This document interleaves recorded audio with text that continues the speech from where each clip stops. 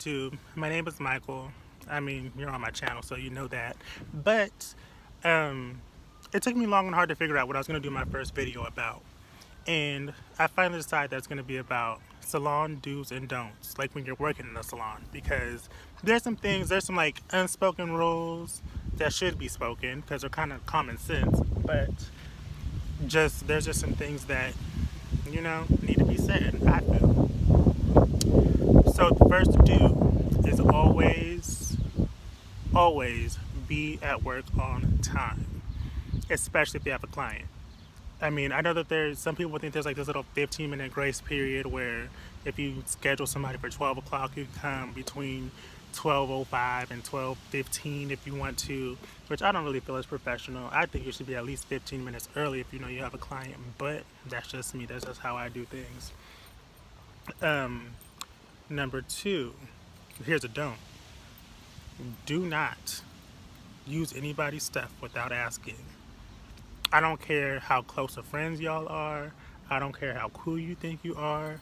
Because as soon as you use a person's last ounce of bleach or whatever, and they have a client come in and they knew that they had that last ounce of bleach and you used it and now they got to go to the store and they're running behind on time, y'all ain't going to be friends for long because that would really irk me. All you got to do is ask. Everybody's pretty nice in this industry. I mean, unless they're just not. But every time somebody's asked me if they could use something, I always let them, even if I don't want to, just because I never know if there'll be a time when I need to use something and they have it and I need it. So, yeah. The second don't is don't ever be late on your booth rent, because that's bad. Don't be late on booth rent. When I was in a salon, my first salon that I worked in. Child, I was going through it, like financially, health-wise, everything. It was just a mess. But I was gonna make sure I had that booth rent paid because I was gonna pay my other bills. You know what I mean? Having that paid would give me a place to work so I can pay my other bills.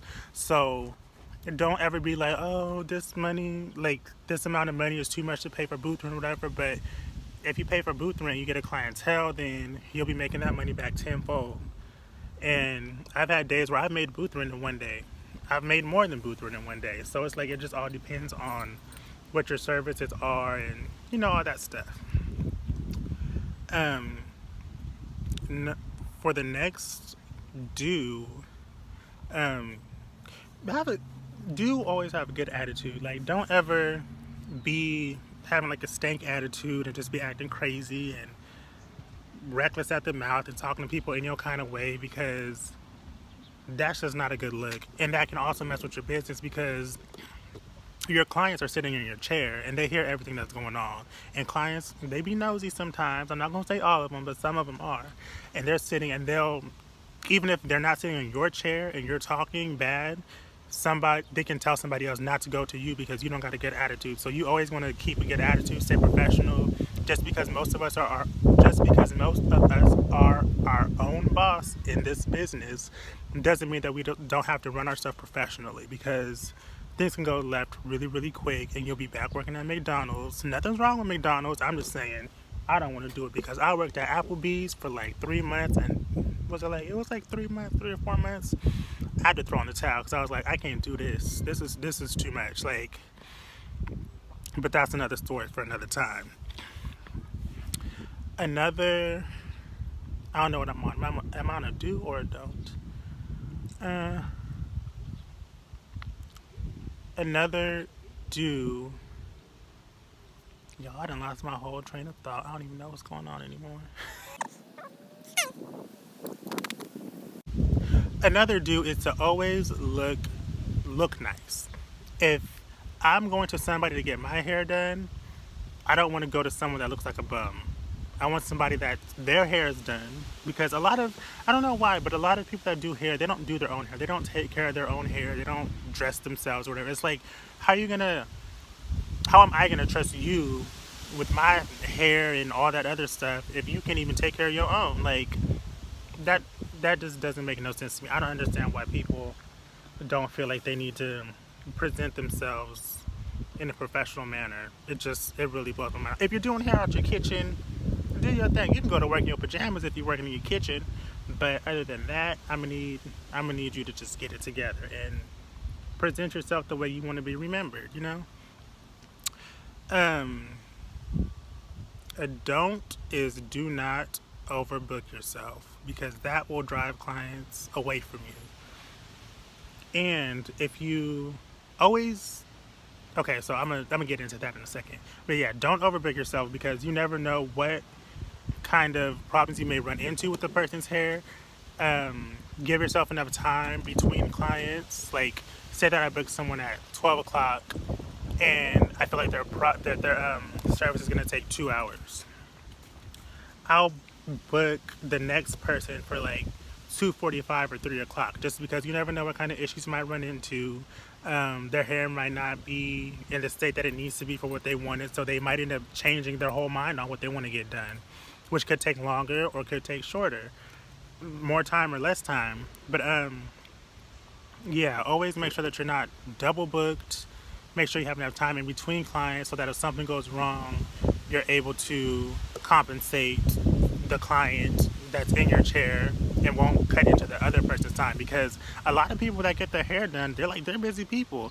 I've had people come get their hair cut on their lunch break and stuff, and it's like, and if I have somebody still in my chair and I still got 20 more minutes left to go or whatever, and they come and their lunch break is only 30 minutes or an hour, then that just cut up into their time, so they might be late going back to work, or they just might cancel the whole appointment and might not come back. So you have to be very time sensitive on how you book your clients. Another do is just have fun. Love your job. Love going to work every day. Like, just enjoy it. Learn, constantly learn, because everybody does things differently. Like, somebody may do something a way that you may not have thought of doing it, and it's easier than what you've been doing, and sometimes it saves you money. So always be, watching everybody and asking questions if you have questions, because you don't know everything. There's always something to learn. There's always new techniques coming out. It's just always new stuff. Like this whole feed-in braid trend that's going on, I need to get it together because, I can do them, but they're not as good as I want them to be. So I asked my coworker, like, can you help me out? Like, can we come in a little bit before the shop opens or in between clients or whatever, and you just show me, like, a better technique than what I'm doing, because what I'm doing ain't working. It works a little bit, but it's hit or miss, and I don't like that. I want it to be a hit every time. So always be willing to learn. And, yeah, just have fun. And just do your thing. Go in there with a positive attitude. Be a team player, of course. Like, if a coworker needs a little bit of help with something, then you should go wash out a shampoo bowl or go wash out a color bowl or tint bowl or something like that. Then be helping if you're not doing anything. Don't drop what you're doing to go help everybody else. But if you're available to help out, then just help out, because it doesn't cost nothing for you to help.